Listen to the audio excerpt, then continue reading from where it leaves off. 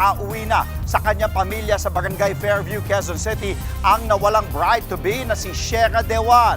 Pasado po alauna ng madaling araw kanina nang makarating si Shera sa kanilang bahay. Agad siyang ipinasok sa loob. Hindi na siya nagpaunlak ng panayam.